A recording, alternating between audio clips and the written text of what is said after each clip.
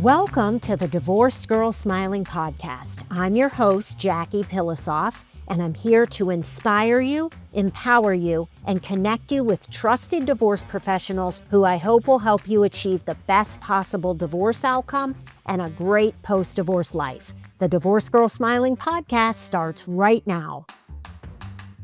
Before we get started, I want to tell you about two Divorced Girl Smiling trusted professionals who I think are wonderful. The first one is divorce attorney Sharon Ober-Stafala. Sharon works out of Connecticut, and she's been a divorce lawyer since 1992. She specializes in helping people get divorced via mediation. She's a great listener, a problem solver, and a dedicated divorce lawyer with a passion for helping people achieve fairness, peace of mind, and the best possible divorce outcome.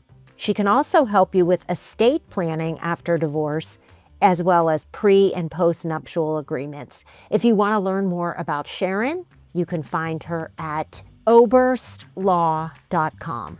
I also want to tell you about another divorce attorney. He's in Wisconsin. His name is Odalo Ohiku, and he has been a divorce lawyer since 2003. He emits positivity, trustworthiness, and a dedication to helping people get divorced in a good, amicable way, but also Odalo is a litigator if need be. If you want to learn more, you can find him on his website at ohiku.com. And you can find both Sharon and Odalo in the Trusted Professional section of Divorced Girl Smiling.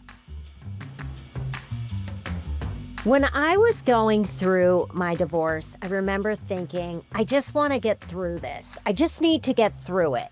I mean, if you're listening to this, you're probably thinking the same thing. I just want to get through it. And today we're going to talk about why. Of course, we understand that you want to get through it, but why that's just not enough to aim for, and why you should aim higher, and two things that matter that are going to really craft a great outcome and a really nice divorce, post-divorce life. My guest is Marty Winder. Marty has been a divorce coach for several years. She has been in the business for 25 years. She is also an executive leadership coach, and great to have you, Marty, as always. Thank you, Jackie. It's wonderful to be here. So do you agree with me? I bet you every client that you talk with says, you say like, how are you doing? And they say, well, I just want to get through the divorce and then I'll be good. Why is that not enough? Yes, and thank you for that, Jackie. And I agree. When I went through my divorce, that's what I wanted to do. I just wanted to get it behind me as fast as possible. And unfortunately, when we do that, we don't have time to consider options. We don't have time to explore possibilities. And quite often, I think we walk away from the divorce with a lot of buyer's remorse because we didn't actually ask for everything that we needed, or we took what looked good right off the bat and then later on found out, well, this probably wasn't the best option for me. And having that time to do that really helps you set yourself up and make strategic decisions. So when you come out the other side, like you said, you've got a strong foundation to start your next chapter in life. So I believe what you just said, that's what divorce coaches are for. I truly believe that a divorce coach is probably the one of the most valuable tools in getting a good divorce outcome and setting yourself up for a good post-divorce life. So Marty, in this discussion, we're going to reveal two things that you can do. And the two things are going to be like above and beyond like just getting through the divorce. The first one we're going to talk about is aligning your values, defining what they are. And the second one is empowering yourself and coming up with a plan so that you can know what you want and then implement it. So, given those two things, let's start with values.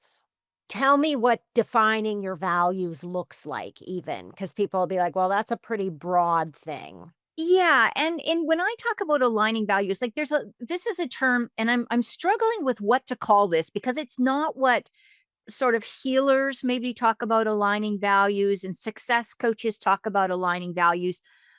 I really want my clients to go through the divorce in integrity with who they are as an individual.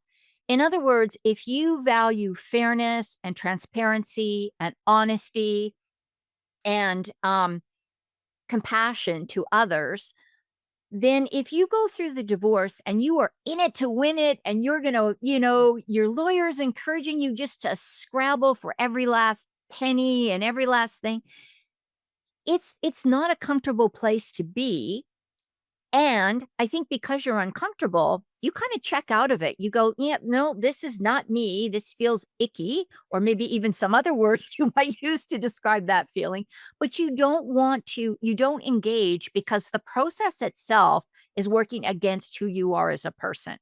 And I think that's where I think like knowing those values before you even hire an attorney.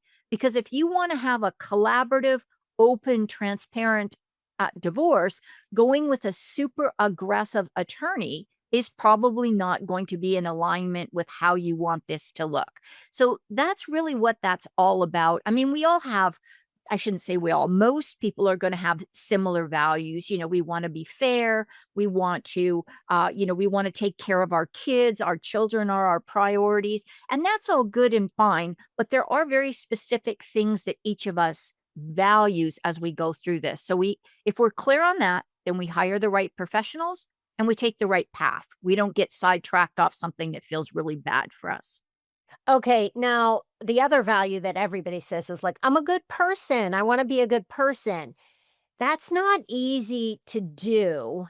We know that's your value. I bet everybody listening wants to be a good person.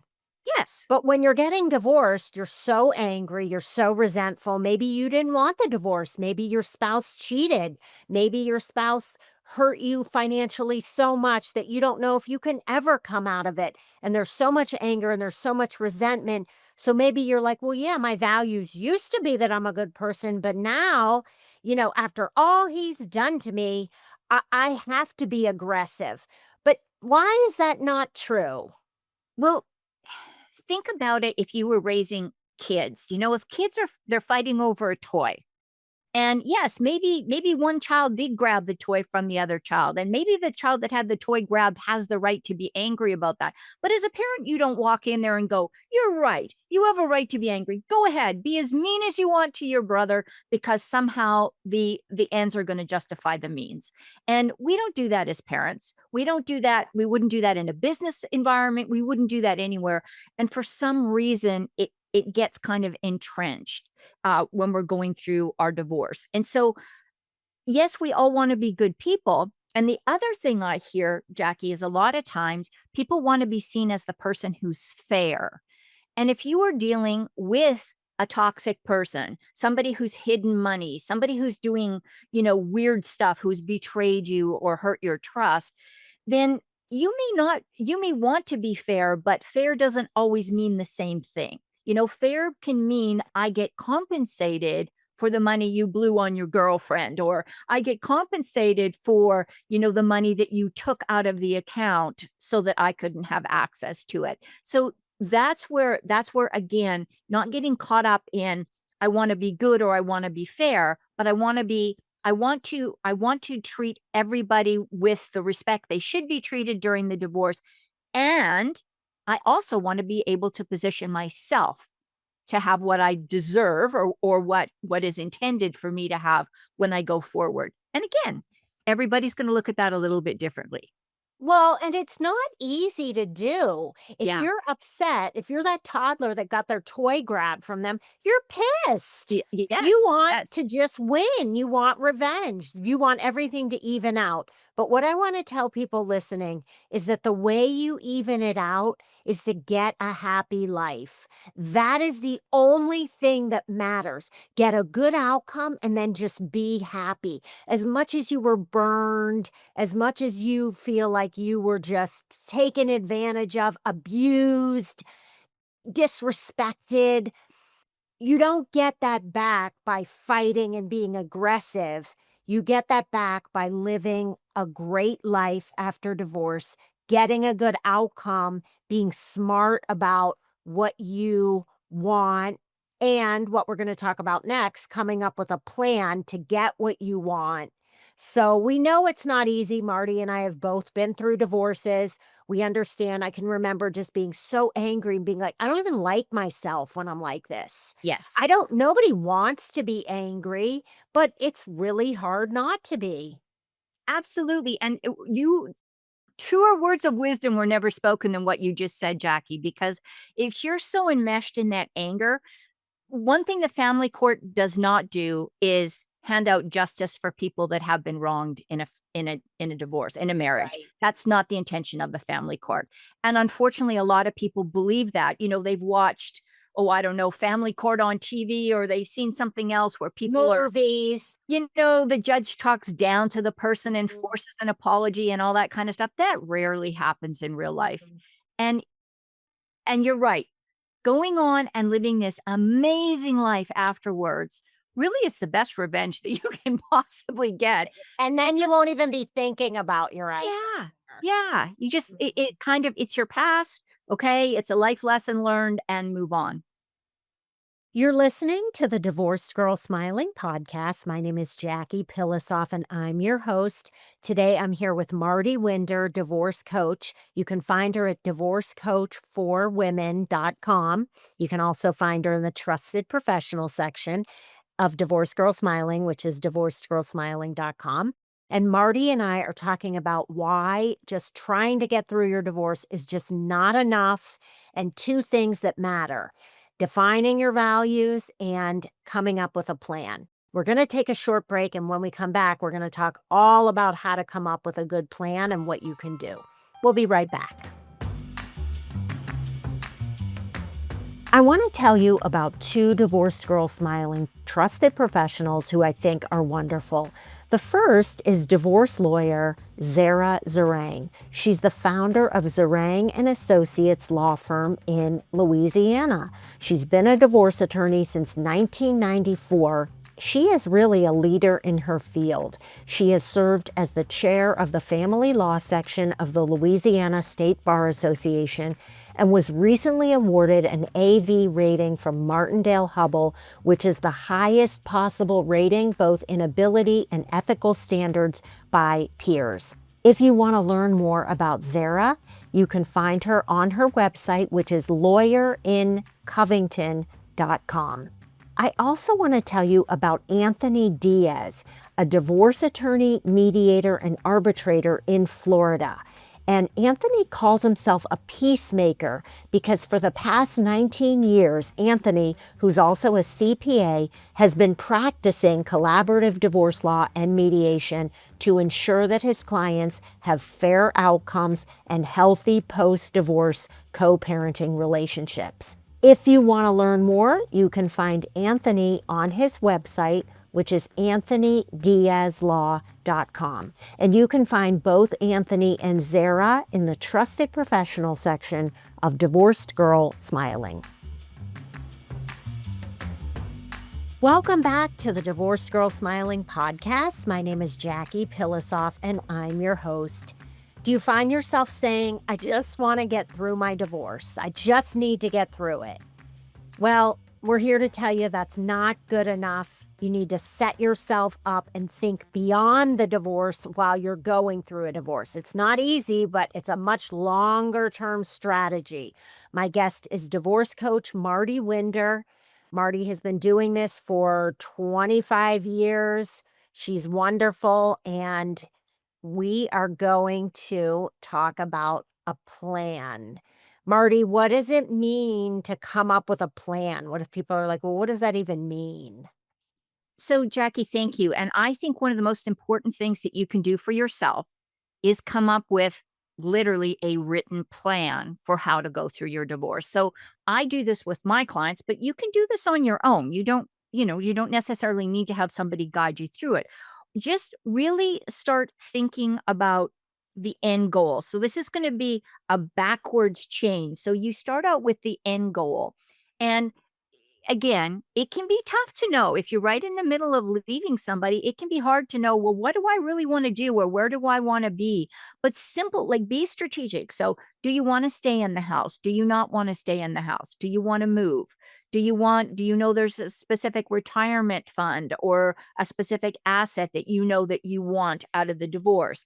So, really start looking at that wants list. The things that you absolutely need is in your needs list. The wants are the nice little extras that you can add on. Maybe a particular piece of art or something that's in your house, but it's Like, not a you deal can breaker. live without it, but you'd really like to have it, but if you didn't get it, it's not the end of the world. Yes, yes. And the fewer things that you can have in that needs column, those are the absolutes that you have to have. The fewer things that you have in that column, the better, because it's easier if you only want a few items or a few things, and then you're willing to negotiate on everything else in that wants column. So that becomes your endpoint. And then you work backwards. For instance, if you say, absolutely need, not only need, but I want, and it absolutely has to be in my name, the home, then you need to check. Do you qualify for a mortgage? So that's where you're going to want to check with a certified divorce lending professional or Or mortgage or a lender. mortgage Certified company. divorce lending professional, CDLP is the best, because they specialize in divorce, but you could go to any mortgage lender, give them all your financial information, and they'll be able to say, you're going to qualify for a mortgage or you're not. And then keeping the home might not, you'll realize, well, even though you need that, it might not be happening. Exactly, because if you can't Mhm. qualify, why bother spending hundreds of $1,000s to fight over it only to find out you can't qualify after you finally get awarded it? The other thing is make sure you talk to a certified divorce financial analyst. That person can run all the numbers and give you all the tax advantages or disadvantages for keeping different assets that you've got. Once you know what you want and need, then you can look at what's feasible to keep, and then you can start even refining that further and coming back and thinking, now I wonder what that list would look like for my partner. What is his needs and what are his wants? Knowledge is power when you go into a mediation, when you're talking to your attorney, when you're talking to your soon to be ex spouse. The more information you have, the better strategies you have, the more you're able to see if what they're offering fits with what you want or need, and also fits with a good financial strategy for you moving forward. But I always tell people there's more than just money on the other side of divorce. And sometimes honestly, now this isn't for everybody, but sometimes it's better to leave a little bit of money on the table and walk out of that divorce and feel aligned with who you are as a human being and feel good about yourself than to spend more money and more time continuing on with the conflict over something that you could let go and you could replace at a later point in time. Okay, now on that needs list, wouldn't you say, if you're a mom, custody would be on that list? So that plays into it too. We're not just talking about assets, we're talking about now I got divorced 18 years ago. It was a lot different. There was none of this week on, week off at mom and dad's. That really was not a thing back then, unless it just wasn't a thing for me, but I don't think it was. Right. We did the every other weekend because I was the stay-at-home mom, and they lived with me primarily. Right. They spent a lot of time over at my ex's, but they were really with me. It wasn't like this 1 week on, 1 week off that they have now. Right. If that appeals to you and you know what you want, that says something about your values. It doesn't mean you're a bad person if you say, you know what, I work full time, I travel a lot for my job. I think the 1 week off, 1 week off is a good plan for me since I work and won't be around, and I'd rather have the kids with my ex-spouse, than a babysitter, Right. you know? So you just have to really, and Marty, this is hard to do for people, like, because they don't really know who they are. But Right. what I will say is, don't you feel like Your values are going to be the values that you've always had, whether you're married, divorced, single. You're the same person in your core. Yeah, I really believe that, Jackie. I don't think I mean, you can change some things about yourself, but those things that are uniquely yours and uniquely make you the person you are, those values, I don't believe that you can change them a little bit. I mean, over time, some may be more priority, some may be a little bit less. And I also think that what you pointed out about being a parent is really important. And that can be a really important one to think about as um, how to create a more collaborative discussion with your ex or in a mediation. Because quite often, one of the biggest fears that I hear as a mediator, I've sat in a lot, thousands of these over the last 30 years. One of the things that I often hear fathers in particular express is a real concern that they're not going to be able to see their kids as much as they used to. So if you know that the other parent is a good, safe, healthy, wonderful parent that the kids like spending time, sometimes in conversations, if your value is to be honest and compassionate and transparent and respectful, maybe one of the first things in the plan and in the strategy is to put that other parent at ease and let them know that you are going to honor them as a parent and the kids are not going to be used as leverage or as a bargaining chip on your side of the table. And once that pressure gets let off, all of a sudden, maybe even things that weren't so amicable start becoming something that can be discussed because you've alleviated probably the biggest fear for most people is that they're gonna be cut out of their kids' lives. 100%. And then what happens is that meanness, the bitterness, that whole guard has been let down because now he's like, "Oh, she's not gonna take the kids away from me." Right, Or try to, which right. she probably couldn't anyway if you tried to, unless there was some form of abuse or serious Yeah, addiction or yeah. something. But what I wanted to say, Marty, is that, couple things. You're gonna like yourself a lot more if you just say, "Look, I hate him right now, but he's a good father to my kids, and I know my kids adore him, and I know they're safe with him. And I know he's probably gonna bring them around his new girlfriend," which, by the way, you can also have that in the agreement that it's not gonna be all the time with dad's new girlfriend and the kids. It's gonna be Dad, if you want the kids, it's gonna be you solo for a while, not Right. you and the new girlfriend. But also, you're gonna like yourself more, and then also, you are gonna help your kids cope with the divorce so much better if they absolutely adore their dad and you're letting them see the dad as much as possible. You're helping everybody. Yeah. And I think that, the nice thing about parenting plans that has really come about in the last, I'm going to say 10 years, but maybe a little bit longer, is the flexibility that can be built in. Because you're right. I mean, I can remember when I first started doing divorce mediations, it was like late 1990s, and it was like first, third, and fifth weekends and every other Wednesday. Like quite often, that was kind of the standard agreement in a lot of places for co-parenting time. But now, I mean, I work with people who have unique situations where, you know, uh, a father is a doctor, so his schedule changes all the time.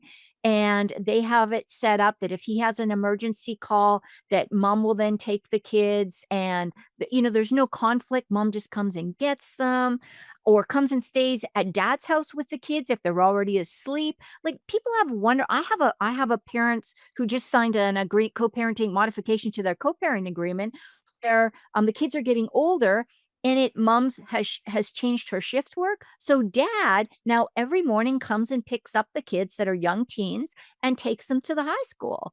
And that's not stuff that you necessarily see in a co-parenting agreement, but they've sat down and hammered this out and it works for everybody. The kids get to see their dad almost every day. Their mom gets to sleep in and doesn't have to get up in the middle of her sleep because of her crazy shift work schedule. And dad gets to feel like he's a contributing part to the family. And that is a true win-win situation when And those things come everybody who has kids knows if you can spend 15 minutes in the car taking your kids from their mom's house to school, that's such a gift. You get such a together. high. My kids are adults now and they're not around much. And Like, if my son stops over for like an hour, I'm psyched. Yeah. So, I can't imagine. Well, I can. I went through it. But just those little times are just gifts. And you're really, even if you're listening to this and you're like, but I hate him and I don't want to give him any happiness. Just, just think of your values, your core values, think of your plan. Everyone's going to be better if you just give in on something like that. Yeah, and if you the other thing I just wanna throw this in here, Jackie, if you know a little bit about their conflict resolution style, so you can do like a really quick assessment, like, are they naturally conflict avoidant? I'm talking about your soon to be ex. Are they aggressive? Are they collaborative? Are they competitive? And if you know what their if you know what their decision making strategy is or their conflict resolution strategy is, and you know what yours are, then you can start formulating how you're going to have these conversations with them to minimize the negative impact on the conversation they can have and maximize the positive impact on the conversation you can have, because you can have a negotiation where you are actually being the lead person. You're making all the suggestions, but you're doing them in such a way that that person listening is going like, yeah, that is a good idea, instead of, "Oh, no, no, it's something coming from her, I'm not listening to this." So sometimes just switching your language around and your approach to these conversations can again, stays in line with your values, stays with your plan. It's gonna get you a lot more productive conversations.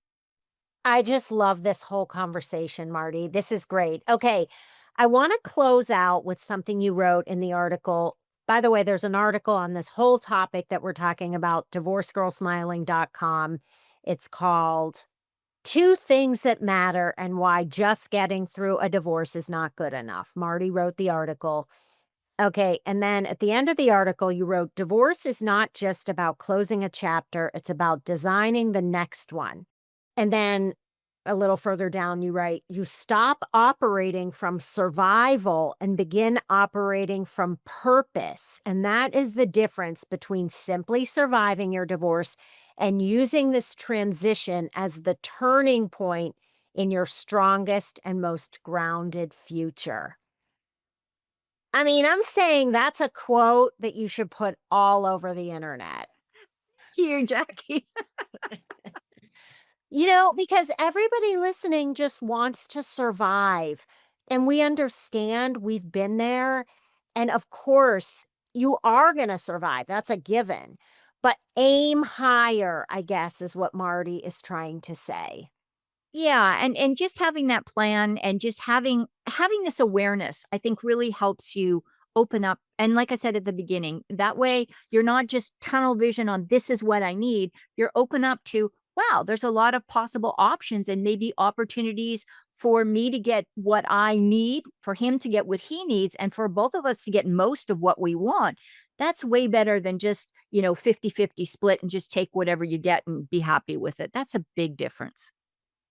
Marty, thank you so much for being on Divorce Girl Smiling podcast. Thank you, Jackie. It's always an honor and a privilege to speak with you and your listeners. Thanks again. And to everybody listening, you can find Marty at Divorce Coach, the number four, divorcecoach4women.com. And you can also find her in the trusted professional section of Divorced Girl Smiling, divorcegirlsmiling.com.